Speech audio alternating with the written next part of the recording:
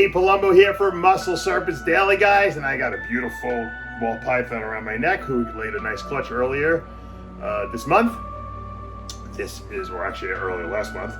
This is my Fire Orange Dream Enshi, and she's a gorgeous, even as an adult, look how beautiful this girl is. Anyway, we're going to be going into take a look at a couple things today in Snake Room. We actually had a clutch last night I want to pull. I had a really cool lizard I found in my driveway, and I had to bring the dogs to the groomer, so we're going to take a look at a couple little random things on this Friday here. Hopefully you're having a nice Friday and you have a good weekend planned for the Easter weekend. Hopefully you're going to be eating some good food. And this little girl had some nice food the other day, so she had a nice big rat. That was her Easter Sunday meal. Anyway, let's go in and take a look and see what's going on my Friday. It's a little chilly here today in Cape Coral, so we have our reptiles are trying to bask in the sun. I got this guy on my driveway. Look at this really black melanistic looking anole. Really pretty cool. He's like, I gotta get close. I gotta get some heat in me.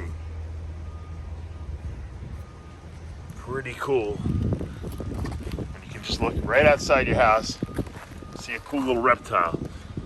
I'm sure probably someone would want to keep this in another part of the world. They'll be like, it's a cool reptile. I got him right here in my driveway. We're at the groomer, and we got some clean puppies here. Look at these puppies. Penny, say hi. And Diva. And these are not even puppies. These are my full-grown puppy dogs. I just call them puppies. They look like puppies, but they're full-grown. I know, thank you. What a great job she did. Thank you. What a great job. Patriot Pets, yay! They're good puppies, huh? They're good Where's girls. we see Jedi without him getting her out? Let's see. He won't get out. Are you kidding? Oh, he will never come out. He thinks he's an outdoor cat now, unfortunately. I know, he's really bad. He doesn't even try to get it. He knows the whole escape route already. Oh, look how clean you are. Good boy, huh?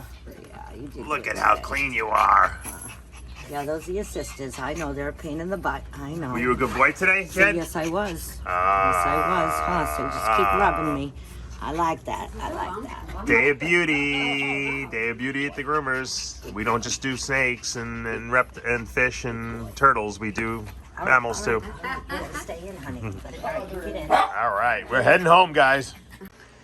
My son Logan spotted eggs this afternoon, and so I'm back here late at night after everyone's sleeping to kind of claim those eggs. And she's on a nice mound of them, and they looked pretty good this morning when we saw them. This is a double het hypo caramel, or as we call it, double het caramel glow. And I bred a beautiful pinstripe caramel glow, I'll show you in a minute, male to this female. She's a very, very skittish female. Matter of fact, my friend who I bought this from, when I first got into ball pythons, he sold me his collection at the time. Then he got back into them again, and he was afraid of this snake because it was so skittish. And he actually had given it to a friend of his, and so I got to get it back from the friend of his, and she had never bred, I don't think, and she's a great snake. She always produces really nice litters to me. She's just a little nervous. She doesn't bite. She's just like flinches. And Adam doesn't like Adam Wilkes is my friend. He didn't like her. I like her, and she produces great clutches. So we're gonna pull her. We're gonna see what eggs we got under there. She's a big girl. I hope we have a nice big mound of eggs. Ooh, look at those. Look at those little sneak peek. Those look like some nice eggs. Let's see what we got. Actually, you know what? Let's take a look at the daddy. Pinstripe caramel glow, just beautiful, just shed. That's that hypo and caramel combined. Some people don't like that the caramel line. I have no problems whatsoever with my caramel line. I haven't had a single issue with them at all. They breed great, they eat great, they look great. Some of the caramel lines there might be some problems with, not the ones I have. And I've sold a lot of caramel glows and caramel head hypos and hypo head caramels, and the pinstripe really looks great with the caramel glow because of the orange nature of the pinstripe anyway. So anyway, that's our male. You saw our mama. Let's pull some eggs. I love a beautiful double het anything because it's kind of normalish looking. Yeah, it's not really 100% normal looking. There's definitely some cues that make it look phenotypically a little different. Look at that stripe, little dorsal striping. But the normal's kind of like, I kind of like them a lot now, you know, because we don't see a lot of normal looking snakes. So I like the double hets. They eat well, grow well, they put on good size, and they breed well. So she's all cleaned up now in a new fresh tub with some fresh water, and we're gonna leave her alone and let her get some sleep tonight. Maybe I'll get some sleep too at some point if I get these eggs put away. All right, what do we got here? Let's take a look. So looks like we got 1, 2, 3, 4, 5, 6 good ones, and then there's a little egg there, which still might be good, and then there's a slug. So we have one slug. We'll get rid of this one right away. We'll candle these eggs to see if they're good, and then we'll put them in the egg box. All right, here's our eggs. I would say, I think there was, out of the 6, 7 that are here, I think there was like about 5 that look good to me. Some of them look amazing as far as eggs go. They're plump, they're full, but then I looked at them, the vessels just were not there, or were very sparse. So I would probably say 4 to 5 of these are solid. And the other 3, that little one doesn't look like it has anything. It has like a little dab of something, I don't know, but I don't think it has anything. We'll see. You know, so these are the fun ones. You get to see what develops. Sometimes things develop that you never expected. Sometimes the whole clutch can go bad. You never know. All right.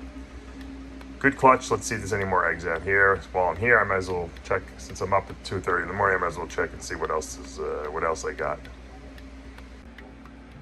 What's the odds? A lavender albino female lays a clutch eggs the other day, and then we get another one. These weren't sisters, but these were 2 lavender albinos that I had been breeding for the last couple of years to leopard blackhead head albino, or head lavender albino, I should say. And I got nothing for the last like 3 years in a row. The male was small, so this year I decided I'm not going to breed that leopard blackhead head lavender male to both of the lavender females. I wanted to see if maybe it was the male's fault, and I bred them to the girl who gave me a clutch a few days ago, when she had mostly slugs and 2 good eggs, or potentially good eggs. This girl I bred to a different male, a dinker male, an import. We're going to see if we can produce some more of that dinker gene, and then obviously it would all be head lavender. And she looks like she got some good eggs in there, so I have to say that I was right. And this girl's a terrible eater anyway. So we got a few good eggs in there. It doesn't look like any slugs, so obviously the male was the one that was sucked. And hopefully maybe next year he'll do better, but I don't know what's wrong with that guy. He doesn't like to eat. He's small, and I guess maybe it took him a lot longer to mature. You know, maybe next year he'll come into his own. I have him with another girl too, so we'll see what happens this year. All right, let's pull this girl. She's a little bit of a smaller female, even though she's got the age on her. But we look like we got some good eggs, and I'm excited to see if this import gene is going to translate into something genetic. Let's take a look at that male. Is that male right here? I got a male right here. Hold on. Yeah, see, he's kind of like a weird looking. See all that blushing in there and kind of weirdness to his top dorsal pattern. He has like a lot of strangeness going on. No, not stranger gene. He just has some unusual qualities to him, and I want to see if this is going to translate into something that's reproducible. So we'll see. We'll see, and then if it does, we'll have to name the gene, and that's what we get to do. It's an import. Anyway, I like this boy. I bred him to 3 different females this year, so we'll see what happens. I'm excited. All right, washed her off. She's looking really vibrant and really nice, actually. Even though she wasn't that big, and I didn't even know if she was going to lay a clutch, to be honest with you. I wasn't really sure, because I thought maybe there'd be slugs, because she wasn't enormous. And the clutch wasn't huge, but they all look like they're good eggs. She's looking good. She's looking, she's good health. Hopefully she'll start eating again, and we'll get her up to size for next year. So once again, I like to see the girls bounce back quickly. She's, you know, you can see her face is a little on the thin side, but her body mass is not too bad. And I had gotten her up pretty thick, and I think what happened was the last couple of years she just wasn't, the male wasn't really doing his job, and so she was just reabsorbing her follicles because there was no sperm there to fertilize these things. And I mean, that could have been what happened, or maybe, you know, just didn't go. I don't know. You never know. Sometimes I had gotten this girl and her sister as an adult, so sometimes adults take a long time to acclimate. You think you can get an adult, it's going to breed for you right away. Males probably will. Females, they like to acclimate. So hopefully she's acclimated now. We got a nice clutch from her. And 60 days, we'll see what's going on. All right, so we got 6 good eggs. Every one of them has veins and arteries. So obviously this female is a good breeder. And the problem was the male. We used a different male this time. We got a perfect clutch, not a single slug. So it's a lesson to you guys. And this is a good take-home message. Sometimes your male is either too immature, he's lazy, he could be too fat. My male was not too lazy. He was not too fat. He was never a great eater. I think he was, you know, if you don't eat well and you're small, a lot of times you don't mature properly, and maybe he sexually just didn't mature like a normal ball python does, usually within a year. You know, usually within the year. A year after they are born, they're breeding. You know, but if you don't eat and you're small and immature, you know, sometimes your secondary sex characteristics and the ability to breed just don't show up until later. And so that's what I think happened. He was delayed. It'll be interesting to see if the 2 eggs he did father from the other lavender albino are actually fertile. If not, then we know that either I shouldn't use him anymore, or, you know, maybe give him one more shot this coming year. And that's something you're going to encounter, guys, if you have enough breeders. It does happen, and it's a real concern. And sometimes you have to really make a decision. You got this great male, and you can't even use him because, you know, you're wasting a lot of time. You know, I've wasted many years with this guy just because I wanted to produce leopard blackhead lavenders, you know, and then take that to the next level. And it's just not going to work out, unfortunately. So we'll see. Good lesson to learn. Sometimes you got to learn lessons the hard way. There's my beautiful zebra granite male carpet python, possible caramel in there as well. I bred him this year. I don't know if the female took, unfortunately. He definitely looks like he's definitely big enough for sure. Look at that beautiful face. Love this boy. Very inquisitive into the camera here. He's looking at what's going on here. Carpets are very, you know, inquisitive. They like to know what's going on, and they want to check everything out.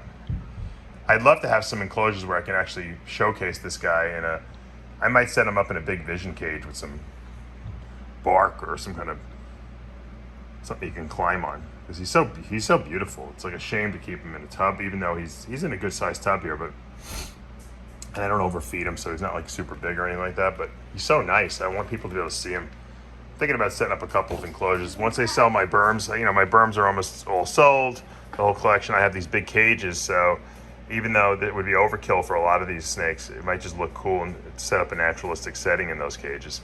I was going to sell the cages, and then I'm like, because they take up a lot of space, and I'm like, you know what, the carpets can go in the colder room anyway, because they can handle that. And in a nice naturalistic setting, wow, it might be something really interesting to look at, rather than building my own like enclosures or have people set, you know, because natural enclosures are really cool. And, you know, you see like a lot of these things on, like, people have, like Brian Barczyk has the reptarium over there, but that's a real pain in the neck to clean those things. And I don't have like a full staff to be cleaning poops and pee all over this beautiful naturalistic rock enclosures and stuff like that. It'll start smelling if you don't clean properly. So if I have a nice vision cage where I could just maybe put some lighting in there and some bark that they can climb on, maybe an artificial plant or something like that, it shouldn't be the cleanup aspect won't be that cumbersome, but it'll still showcase these guys in their natural beauty. And this guy came from Eric Burke, so Eric did a really great job breeding this guy. It's really high quality male. Once again, I don't know if the female took, but we'll find out probably in another week or so. And here's my beautiful snow carpet python. Not so white. It's got a lot of white in him, but he still does have yellow pattern. As you can see, we talked about that, and that's what we're trying to create. The moon glow, which would get rid of that, or super moon, full moon as we call it, would get rid of, hopefully make a white carpet. And he bred also this year. I don't know if he was old enough or it took. I bred him to a very experienced female too. So if she doesn't go this year, then it was obviously his fault. And maybe he needed another year, but that's okay. I didn't mind giving her the year off anyway, so if she doesn't go, it's okay.